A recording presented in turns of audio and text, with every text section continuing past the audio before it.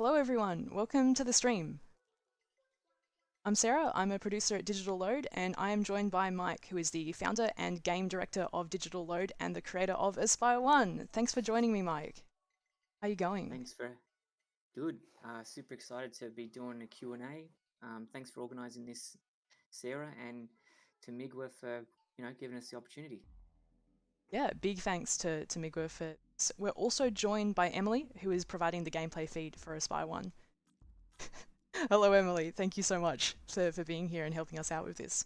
So we're going to be streaming a Q&A session today as part of the Melbourne International Games Week Steam Festival, which is presented by Creative Victoria. So huge shout out to the organisers for the Games Festival and for Creative Victoria running and hosting this whole thing.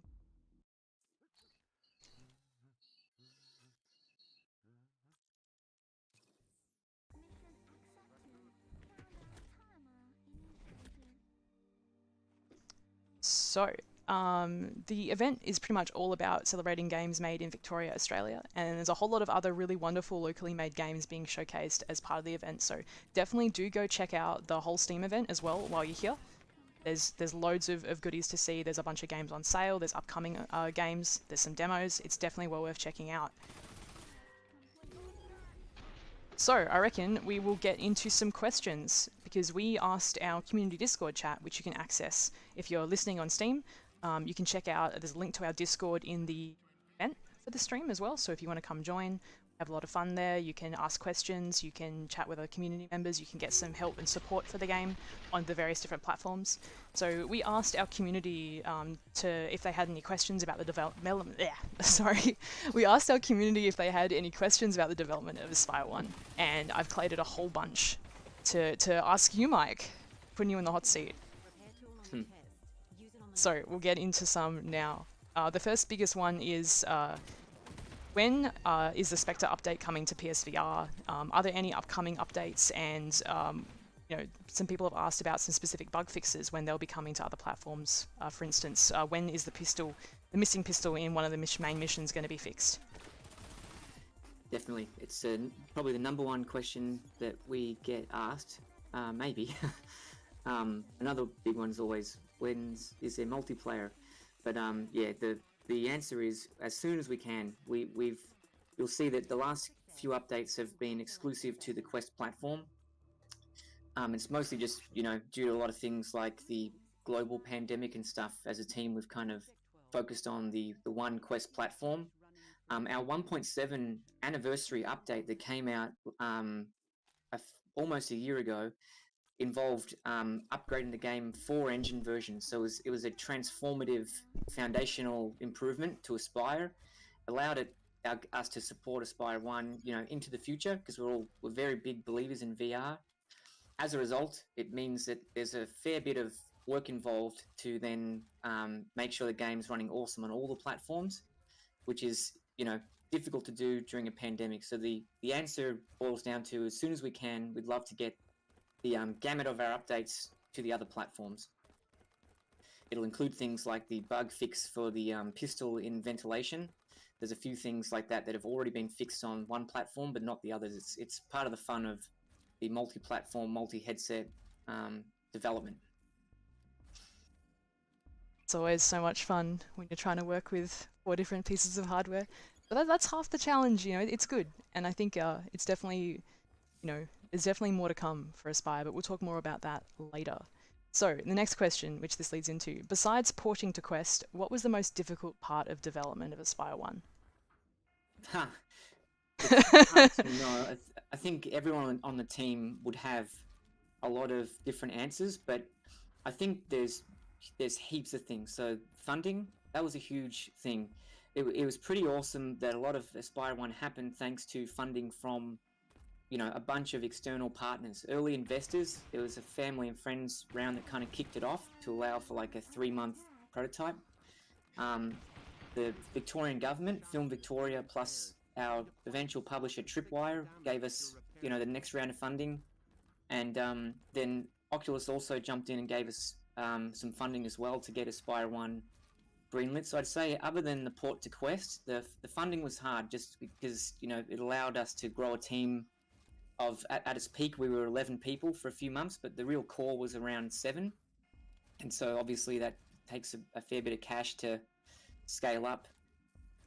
There's other, huge challenges as well. One of them is that Espire 1 for a long time was developed as a PC VR title, and then we kind of had that opportunity to launch the game with the funding we needed, but it did have to be a Quest title. And so the challenge there was, other than porting to Quest, was the fact that the game we're porting was not designed for the Quest platform from the ground up. That made it a challenge on top of a challenge. I think another big thing as well was, like we talked about, the multi-headset development. You've got to make the game as good as you can on the PSVR ones, which have no thumbsticks, on the HTC Vive controllers, which have no thumbsticks and have very few buttons, and on things like the Valve Index, which is like, your Rolls Royce of finger tracking. And as a result, that was a challenge, trying to make mechanics and functionality, even things like how to pause the game. There's just not enough buttons on all the platforms. Cool. So another user would like to know, what coding language and engine was the game made in? It was made in Unreal Engine 4. So the project started late 2016. At the time, it was just myself. I had no game dev experience, and I was just mucking around, really. Listening and inspired by Upload VR's, VR Presence podcast, and a massive fan of games like GoldenEye and Metal Gear. I was like, let's see what it would be like to sneak around in VR. And so that was where the start was. Unreal Engine, I think it was 4.10 or something. And so now it's up to 4.25 Unreal Engine. As for the programming language, amazingly, I would say it's 80% Unreal Engine 4 Blueprint, the game. So that's something that was awesome, because there was a lot of, I guess, technical debt into the game when the team joined, because I only knew how to program functionality through Blueprint visual scripting. It's kind of Unreal Engine's one of its greatest tools. It's sometimes, depending on what you're doing, 27 times slower than C++, but amazingly, the game still came out the other door. But it was 100% Blueprint, got down to something like 80. And that's where, the programming team used C++ for the real kind of core stuff that needed to have the performance. And so the Oculus Quest was still able to run with, most of the game in Blueprint. Ooh.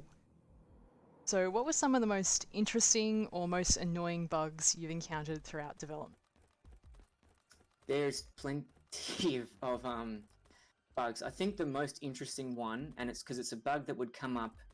We're a young development team. We still are a young company. At the time, for pretty much everyone on the team, it was our first game. So, we would repeat bugs a lot. And so one that came in a lot was our heads-up display. Emily's playing right now, and it doesn't render the whole HUD onto the computer monitor, but there's elements of the HUD, like how much health you have and your objectives, people, your commander talking to you. That stuff renders into the VR headset directly. We had bugs where basically the HUD, if anyone would update it, would accidentally make it climbable. So climbing is a massive feature in our game. And by default, you can climb everything, and we wanted to make it that you could only climb metallic stuff. So you can just imagine your HUD became climbable. You could reach out and accidentally grab it, and you're climbing yourself, turns you into effectively having a jetpack inverted, so you start throwing yourself into the air. And it happened, that bug would come up a lot. That's amazing. Yes. It was, man, it's one of those things that that could only happen in a VR game. That could never happen in any other platform of a video game ever. That's such a unique to VR feature. That's amazing. Feature, yeah. Yeah, feature. We'll make it a feature in our future titles. Yeah, watch out for that. Climb your heads-up display, if you want to. Mm-hmm. I think, the other awesome bugs we had, the only other one that I'll never forget, you have to take key cards off the bodies of enemies sometimes in the game. And so there was one at the start of our final mission. There's a scientist. He's knocked out. You got to grab the key card off him. The way we'd written the logic was the key card, when the game starts, spawns the scientist. Like, it was an interesting way to do it. And so the key card's like the owner of the scientist. Scientists get spawned, and we had a logic where if the key card ever got lost, like you dropped it and it fell into the void and it was destroyed, that it would spawn itself again. And so the first time that was implemented in the game, it just happened to be the night before a alpha submission. And so we were wrapping it up. We thought we're all good. You pick up the key card and it destroys itself because you've picked up the key card. Unfortunately, the logic of the game's like, oh crap, we've lost the key card. So it spawned a new one 2 meters behind us. And that therefore spawned a guard, a body of a scientist. And so it got into some crazy loop. You would walk through the map, the game's starting to slow down, you turn around and there's just this breadcrumb of scientist bodies every 3 meters. Oh my god. So we called up one of our programmers. It was late in the evening. We're like, listen, we're not sure how to explain this, but there is like, we're staring at a pile of scientist bodies and it's just not stopping. And so, yeah, that was another bug. It was, oh that dear. might happen in other games. It's probably not exclusive to VR.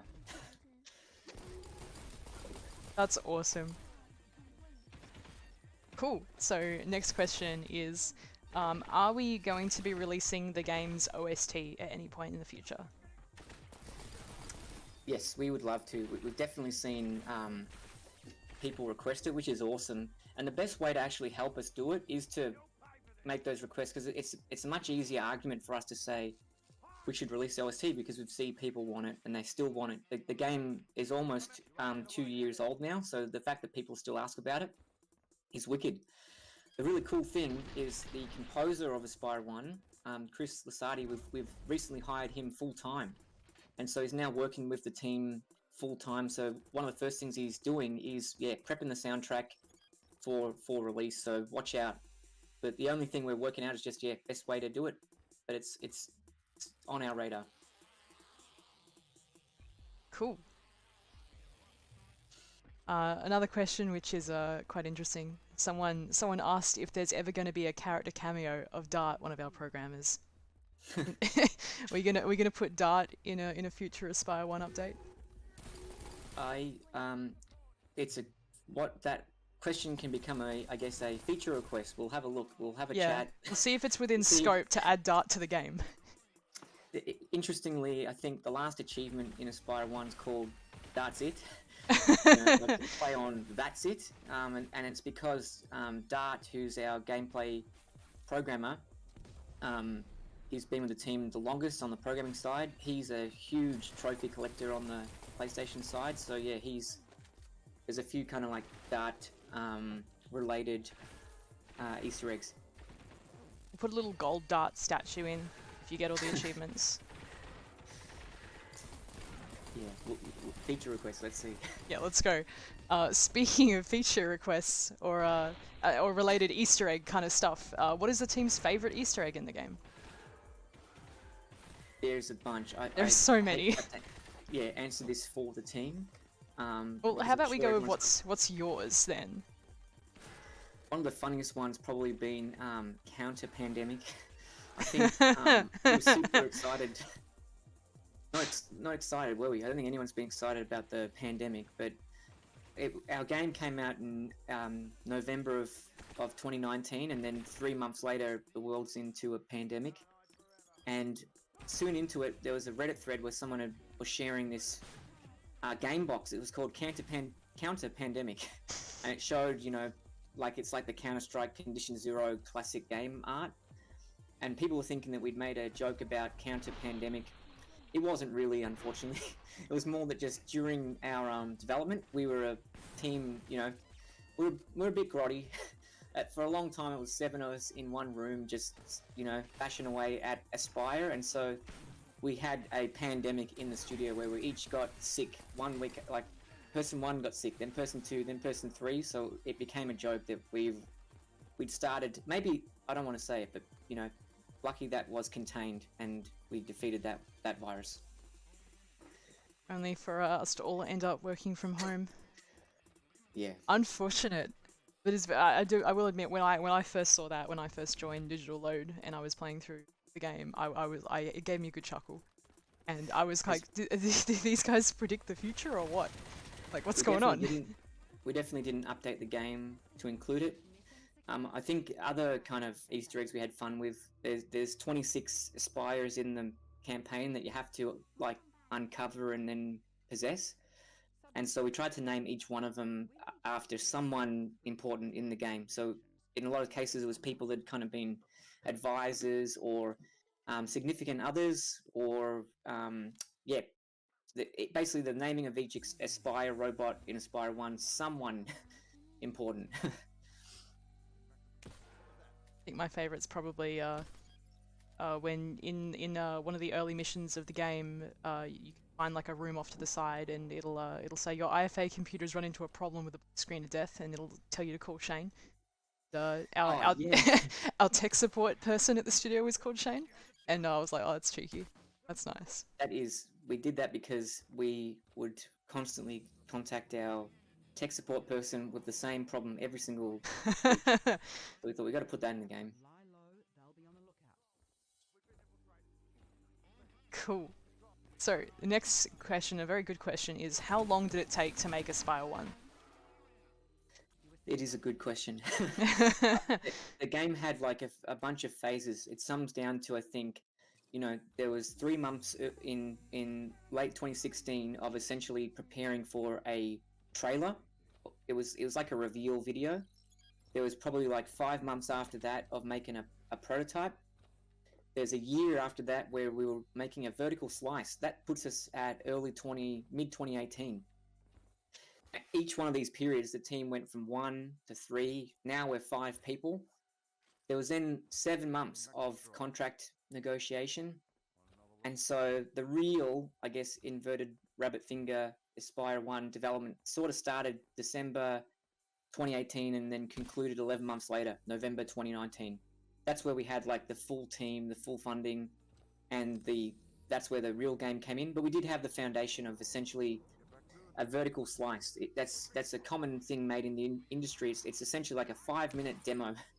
You're cutting a vertical slice through the entire game, and for 5 minutes you could play it, and then you'd see things like animation, interactions, sound. Everything basically is at what you're trying to pitch is the final vision of the game. So you can give it to potential investors and say, use your imagination. We're just going to make 8 more hours of that. And so we had that to build off our vertical slice. Our vertical slice was actually an entire mission. So it was a massive vertical slice.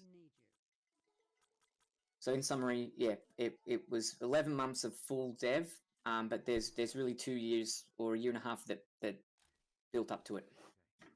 Cool. And I mean, continuing on from that, obviously, like, when I joined the team was well into developing updates for the game as well. So how much time has that added onto the overall like development period of Aspire 1 as a whole? Yeah, Aspire 1's gonna have its 2nd birthday in like, I don't know, 7 weeks.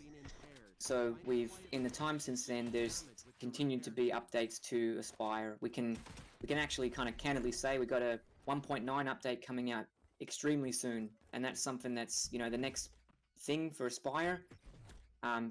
Bunch of interesting features and environments and stuff, and we intend to continue to update it. So yeah, the leading up to that, there's been 8 other free updates to the game since launch.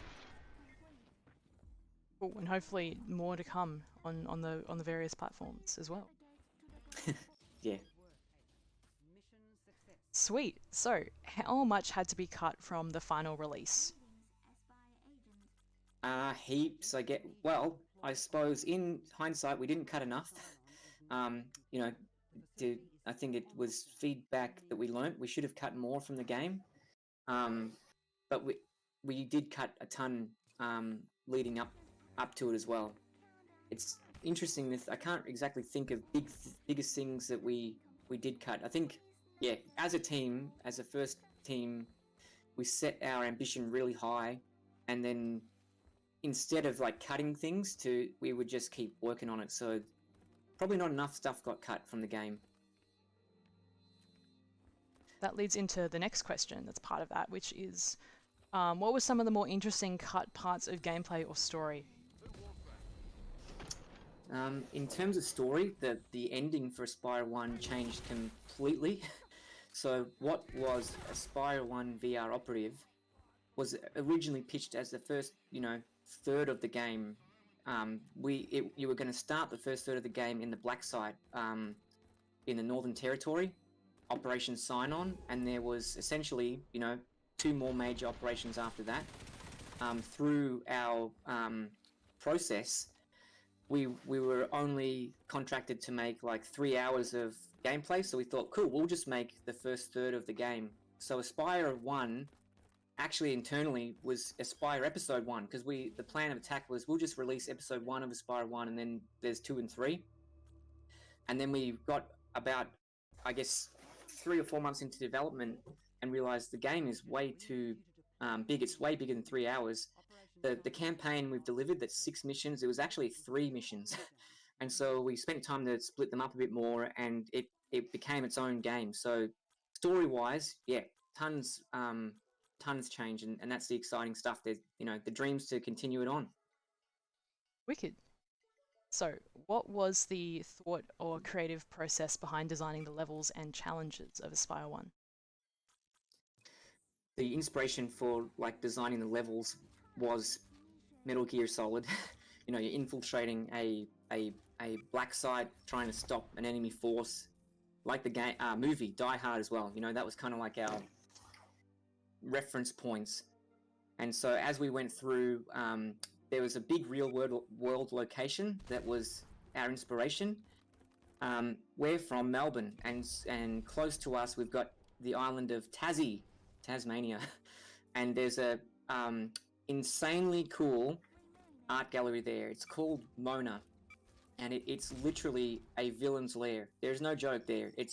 I'm probably getting a little bit of the facts incorrect here, but it's someone who was super successful in the betting industry, I think for horse racing or something, had to pay a bunch of tax, and as a result had some agreement with the Tassie government to make an art gallery. It's more like a villain's lair. You go in there and it's massive elevated down to the bottom, and this gallery is in the bedrock. And so the inspiration for the research sector of Espire 1, the long corridors with the overhead walkways, it used to have a lot more glass. We had to get rid of the glass because the Oculus Quest was melting. But the biggest inspiration for a lot of the level design was Mona gallery. Literally, it was, followed a similar thing. So if anyone's been to Mona or goes to it and they're Espire 1 fans, hopefully you'd see a similarity there. There you go, Tourism Tasmania should send us money. Yeah, if you book at Mona, I do have a affiliate code. I'm joking. Cool. Actually, that leads really well into the next question, which is, what inspired you to make Espire 1? And is it to make the first VR stealth game, or is it that a lot of people at Digital Lode are fans of Metal Gear Solid? Yeah, the biggest inspiration to make E1 was just sitting. So I spent a decade doing 3D art and animation, motion graphics, so nothing to do with game dev, and then fell in love with the VR resurgence, the early Oculus dev kits, and was trying out all the experiences. And there's so many awesome stuff that was getting made by people, but no one was doing a stealth game. And I listened to, I mentioned earlier, the Upload VR podcast. Upload VR is one of the news authorities on VR, and they early on had a podcast. It only ran for 10 episodes or so, but one of the episodes they were just saying, why isn't anyone doing a Metal Gear style game in VR or a stealth simulator? And I was just sitting there thinking, yeah, why aren't anyone doing it? So I just tried to prototype it out. Massive fan of Metal Gear Solid 2 and GoldenEye 007, and that was the pitch, the literal elevator pitch that we would go to present to people was, Espire 1 is Metal Gear Solid meets GoldenEye 007 in an immersive VR world. And so as we had people join the team, pretty much all of the earliest team members just came to the project because they saw the trailer and they're like, it clicked, and they're like, yep, I want to be involved in this. This looks awesome. You know, VR evangelists truly believe in the tech and truly, you know, like the subject matter, trying to make a stealth simulator. And then hires after that, we did for a while have an interview question, which was like, have you played Metal Gear Solid? We didn't like not accept candidates if they hadn't, but yeah, it was a big part of it. Like we were kind of, you know, trying to make a stealth game, reimagine these great stealth mechanics in VR. What would it be like to, you know, spy and sneak around and infiltrate a base? Cool. So another question is, with so many different builds of the game to manage, for instance, Quest, PC, PSVR, does everyone work on all of them, or are there some people who only worked on specific versions of the game, or specific platforms? It's a great question. Like, things have changed a lot with the post-release of the game, but one of the most challenging parts about getting the game ready for release was that multi-platform release. So the primary platform was the Oculus headsets, the PC and the Quest. The entire team basically worked with like the earlier Oculus Rift headsets all day long, Quest headsets, so that was definitely like the base. We then kind of all worked on the Steam platform together. PlayStation was a black box for us. It was, as an early dev team, it was a big step up to go, you know, PlayStation as well. And so we had an external partner helping us for a long time, and then a single programmer on our team basically single-handedly did a lot of the like post updates for Espire on the PSVR.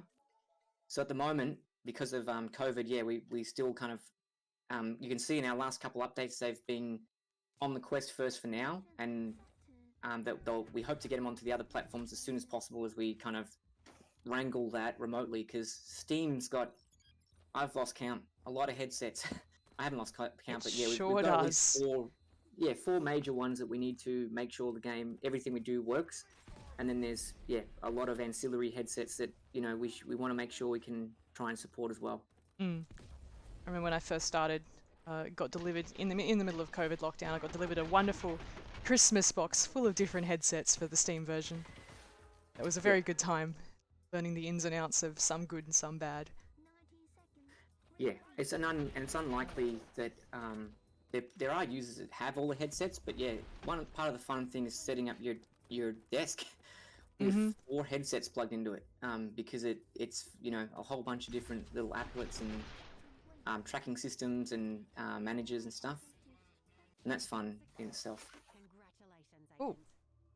So, were there any portions of the game, for instance, areas, level sections, or mechanics that weren't originally planned in some way at the start?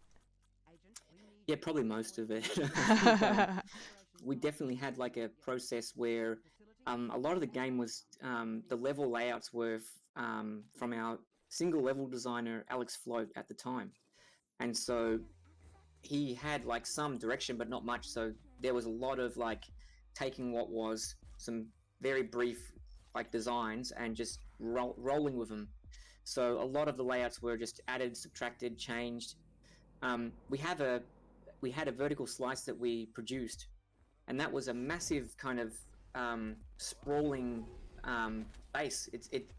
That level itself turned into mission 6 of Espire 1, and so the differences between what we had and what we shipped, that changed dramatically. There's a central hub area of the basement level 1 level, the final campaign mission, and that it's unrecognizable now to what it was.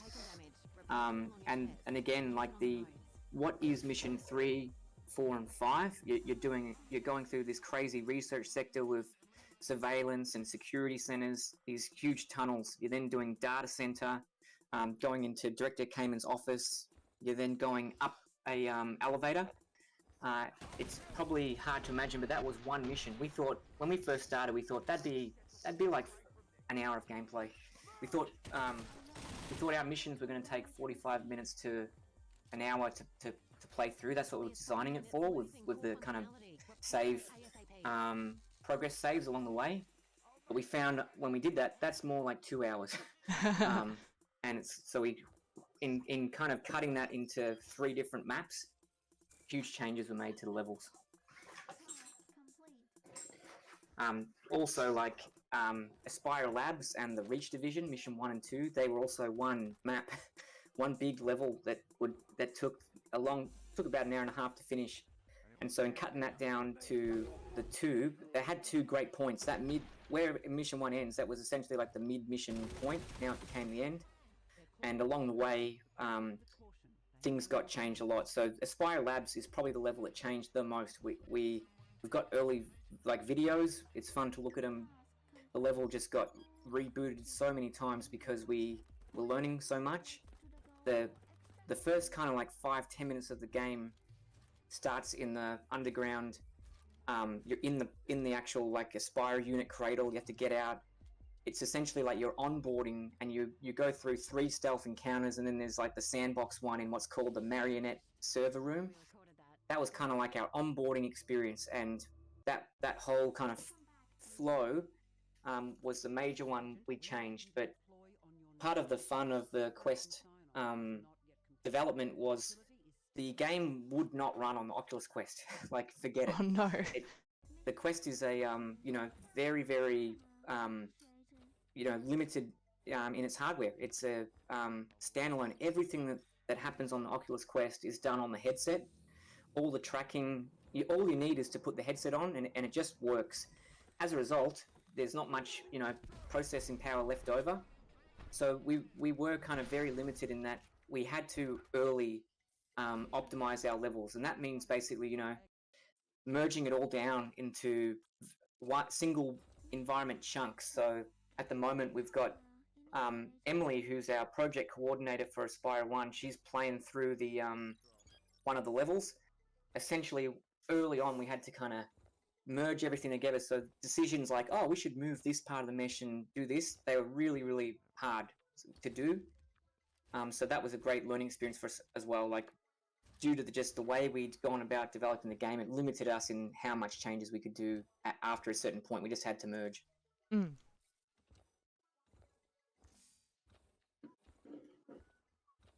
Has that like impacted the way development has kind of taken its course on the current updates?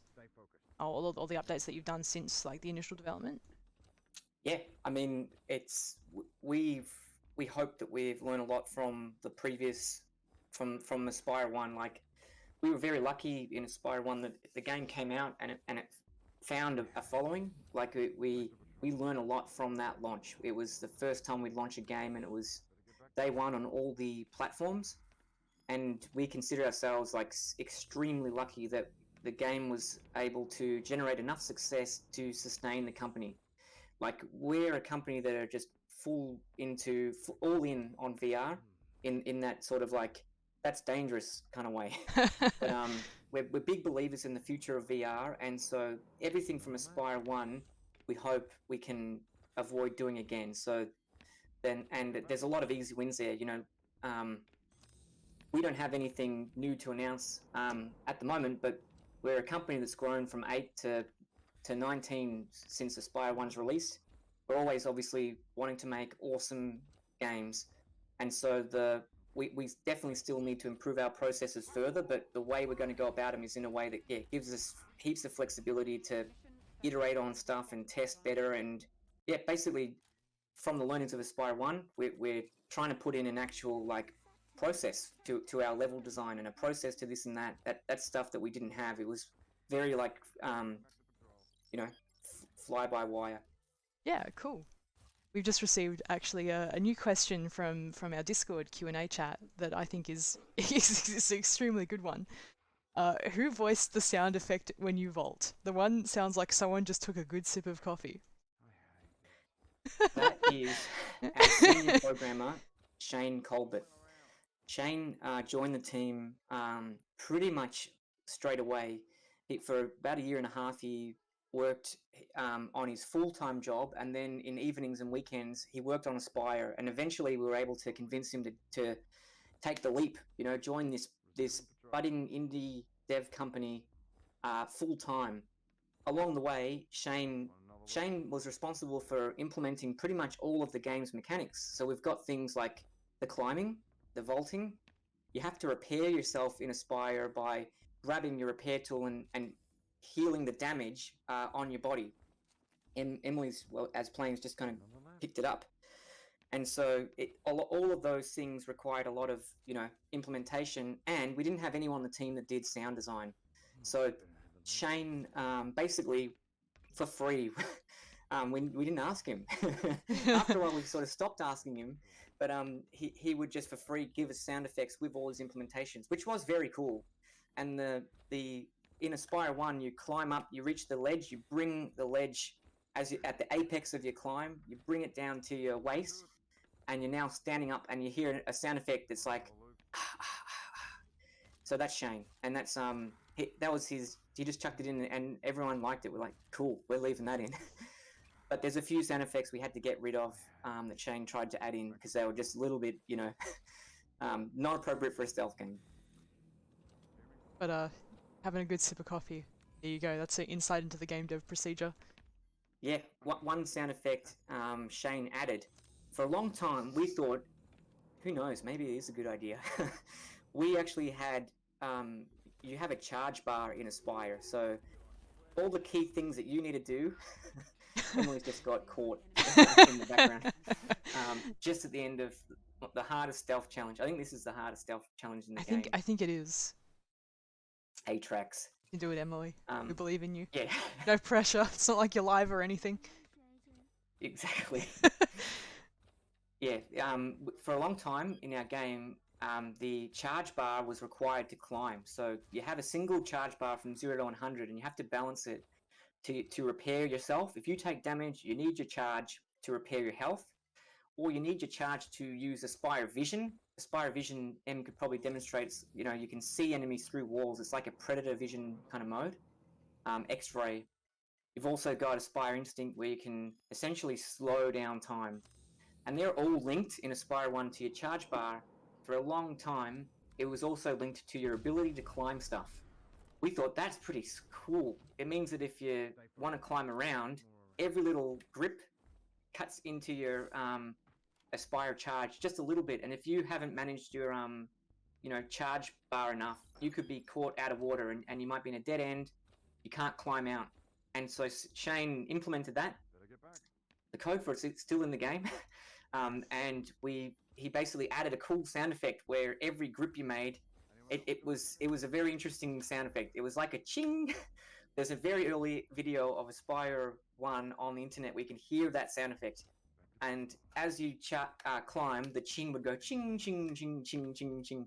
It was very comical. But that was another great thing that Shane added in on his sounds. We ended up cutting that that ability because, climbing was a pretty awesome feature in the game, something that we chucked in very early, and our publisher feedback was just, guys, you can't limit people's ability to climb all the time. That's not fun. And so, we definitely kind of backtracked on that one in a big way.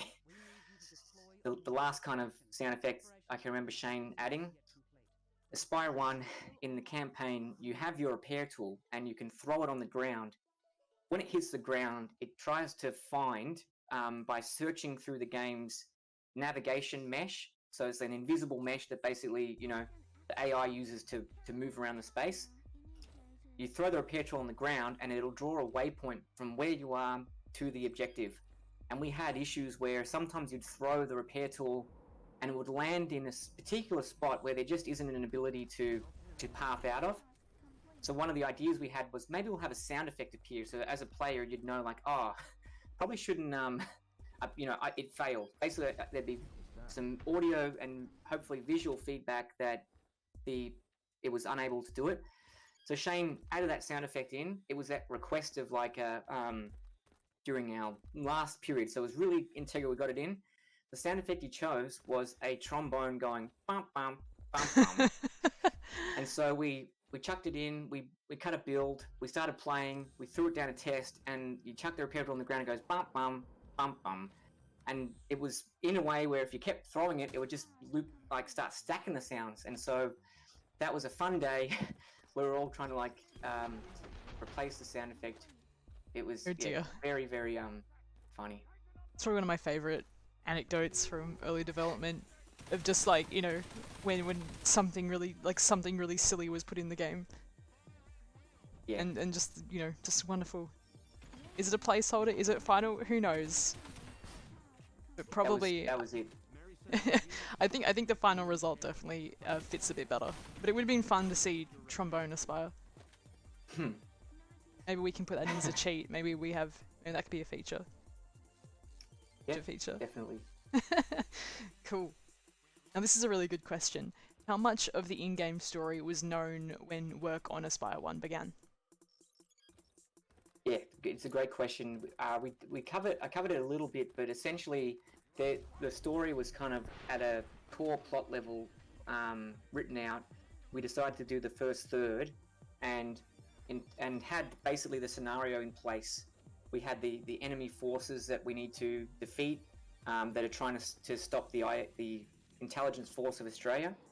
And then we were lucky to work with Alex Shedlock, who's a narrative designer. He's worked on a bunch of VR titles, including the Solus Project, Organ Quarter, which is kind of like Silent Hill in VR, and a bunch of other games that are escaping my memory right now. But he came in and actually added characters. So what was one commander talking to you turned into 3 separate characters, Pyre, Baker, and Dector. What was one enemy force turned into Ophis with their 6 different kind of members, and then below them was Copperhead, their kind of private military force. So a lot of the plot was there and the key beats, but during the development, Alex Shedlock came in to essentially bring it all to life.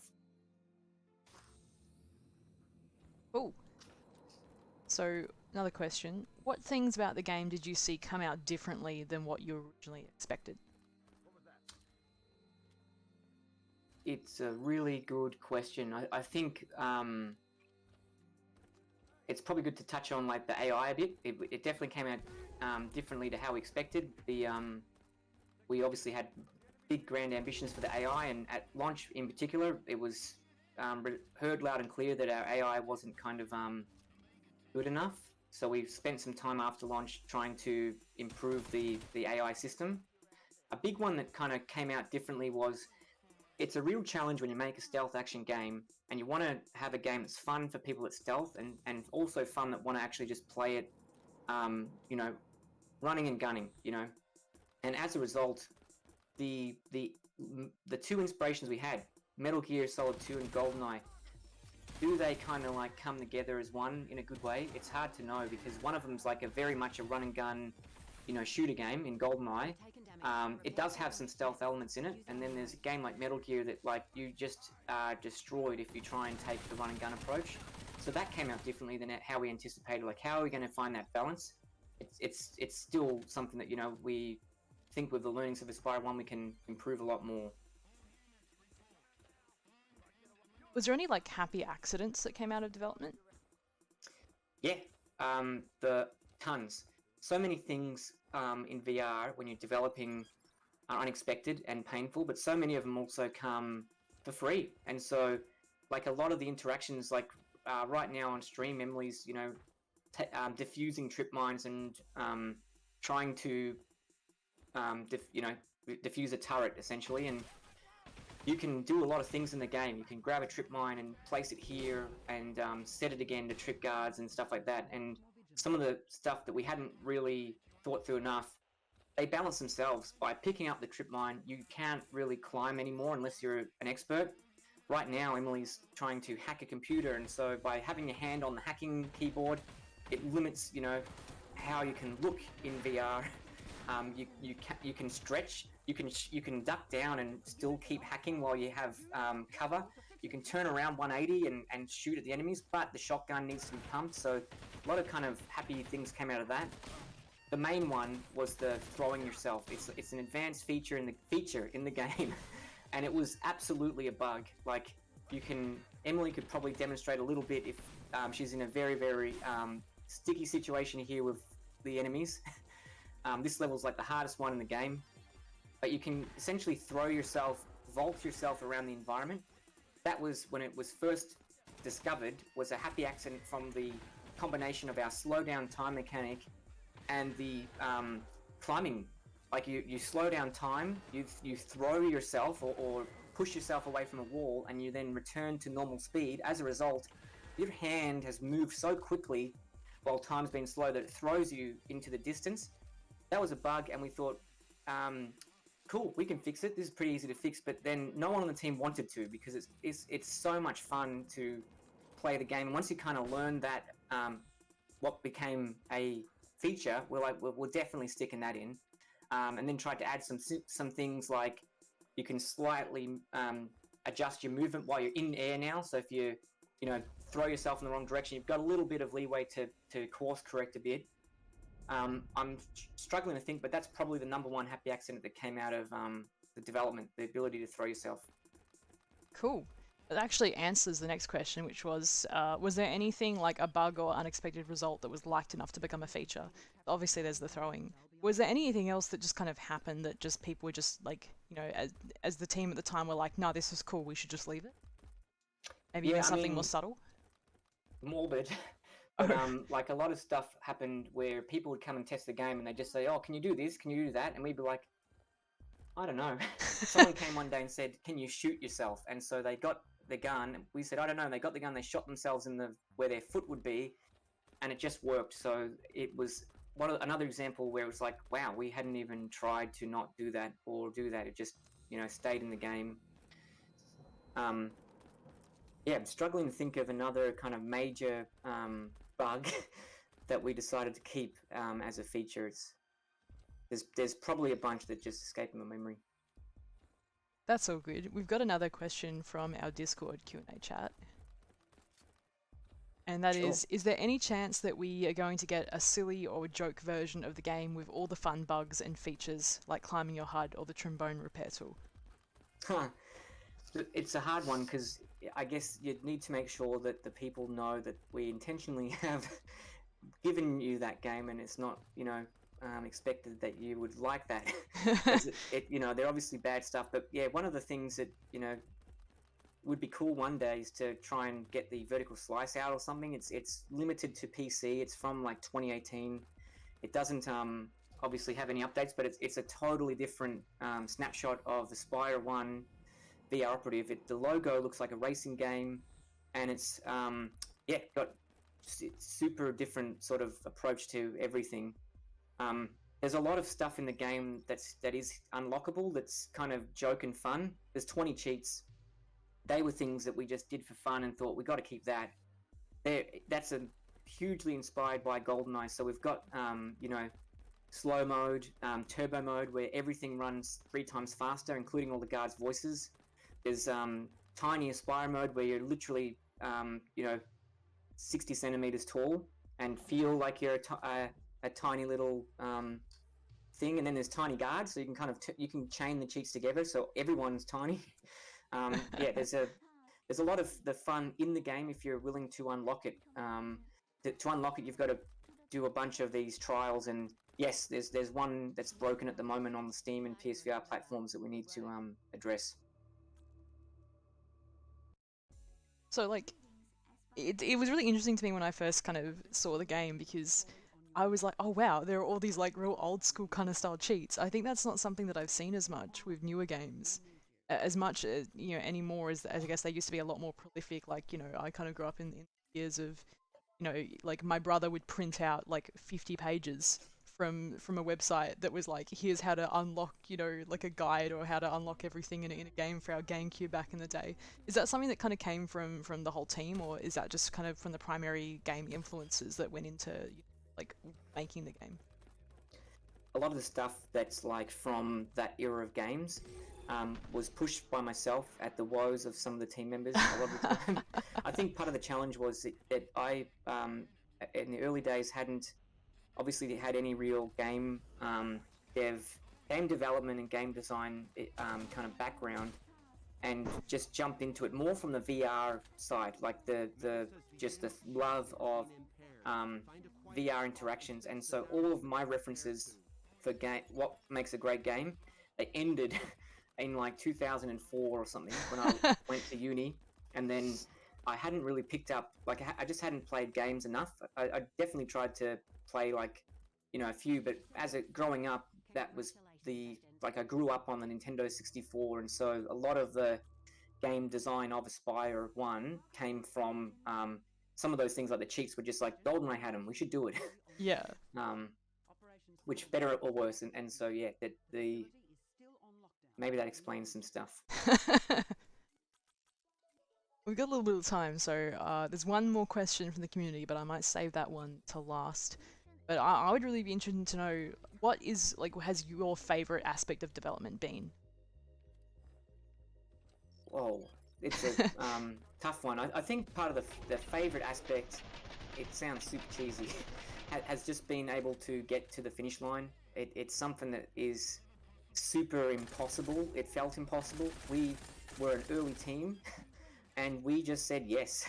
It's a bad thing to do, but like we were kind of given this dream opportunity to make this stealth action game of our dreams, and just thought, yeah, we can do it.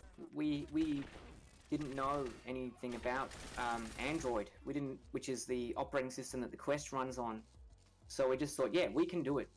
There was so much that wasn't even discussed or done. So we just thought, yeah, we'll do it. And the favorite aspect of the development was probably reaching the finish line. But at that time, it's worth mentioning too, like that was also the darkest time, because you've kind of worked on a game. I'm not trying to sound morbid at all, because things all turned out positive. But I think even when the game turned out positive, no one thinks that their game's ready. Our game definitely, you know, there was a lot of bugs that we found at launch that were like, yeah, we should have kept fixing those. But there was that period at the end where it's like, wow, it's out, it's getting the game, you know, got we're streaming on our Steam page. It's got a mixed review. It's 5 out of 10, and so that was a trough of, you know, like challenge to get through, which I think all first-time studios would face, and we weren't that prepared. We were lucky with our publisher and partners that they had heaps of kind of support and feedback on how to do it, and so it definitely turned into a huge positive after, because we realized that, yeah, definitely it wasn't at the ambition, at these super high levels we thought it would be in terms of what we wanted to make, but it got there.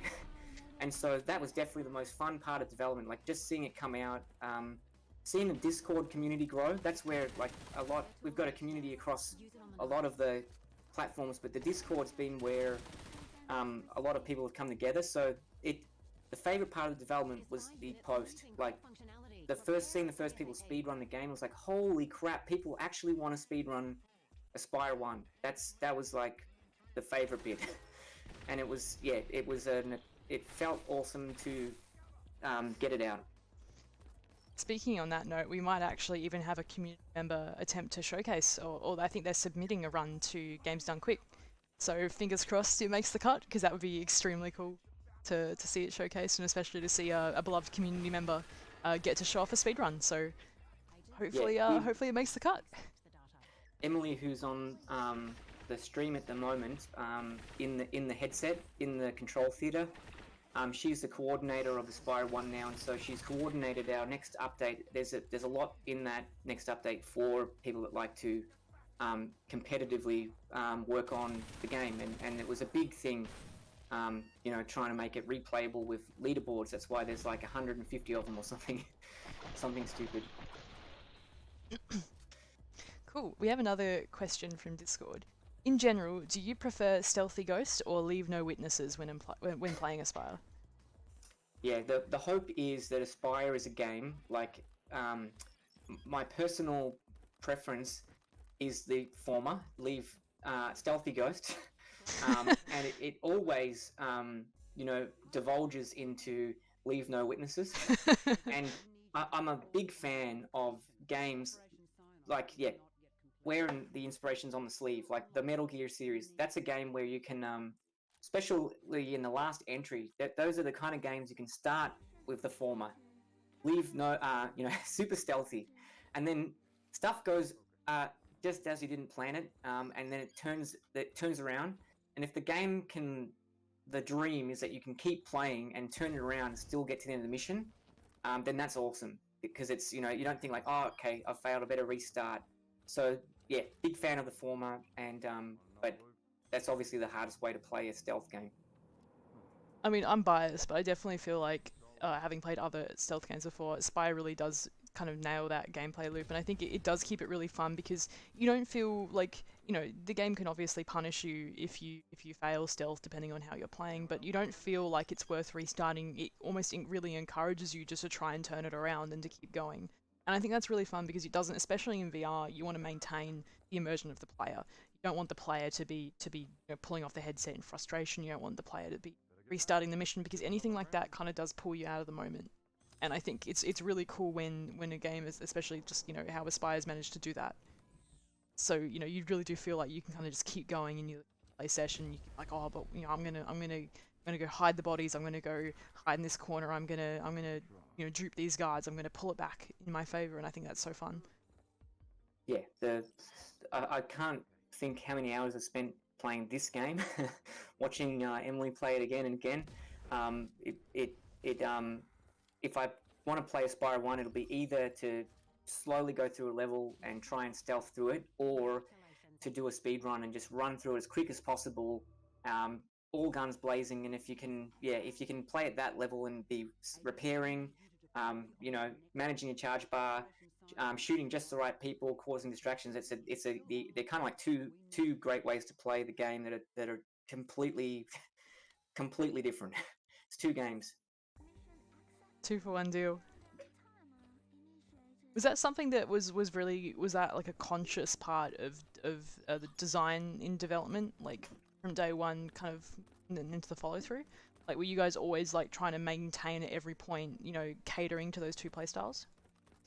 Yeah, like the speedrun idea was something in particular, because I've been watching those speedrun events as they've been run over the last, since I think it was 2013 when the Games Done Quick started, and it's always so fun to watch people try and optimize a run. And same with GoldenEye, the game still has a massive speedrunning community that shows they've got speed lore videos that show 20 years of how they've tried to optimize their routes. And so we were definitely looking at the levels early on when we had more time, going, how could we make this better for speed running? And there was a lot of stuff that we ran out of time. Like, for example, the game's got a few cutscenes you can't skip, and that's the kind of stuff that is painful to still have. But the hope, we were trying as much as we could to make it a game that if you wanted to just race, go for it. That actually really perfectly leads into the second last question I'll ask for today. What was your reaction to seeing your game that was supposed to take 6 or 7 hours to play through be beaten in 17 minutes by speedrunners? Super. We had to play Spire 1 in the last 12 weeks of development every day. Every single day. We were in essentially like the certification process, and we had to run through it every day to make sure it was good. It took us like an hour and 20 minutes. And so to see people get down to 17 minutes, it was my first thought was, oh man, that's all you need. I could have spent 17 minutes if I obviously going to try and run through without cheats and run through without the debug features to be legit. And so to see, people do it so quick, it's like, wow, that is so fun. We're definitely very supportive of the speedrunning community. I think that's awesome. And like at one point, I think one of our community members was actually like, they were just running speed runs on Twitch, and I threw them up on the on the studio projector just because why not? And it was just kind of cool. We were just all working away when we were able to be in the studio. Had an Aspire speed run happening. It was a good vibe.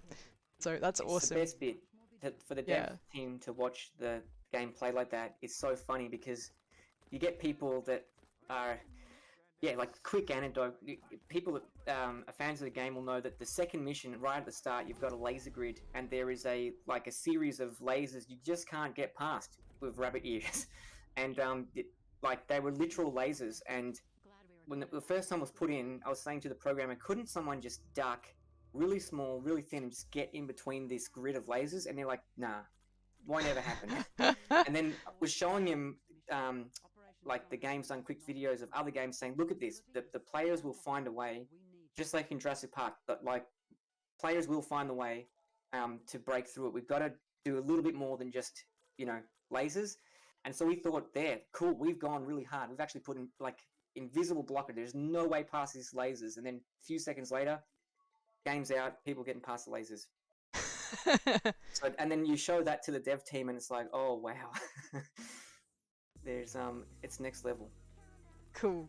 Now, the final question that I'm going to ask today, are you proud of creating Espire 1?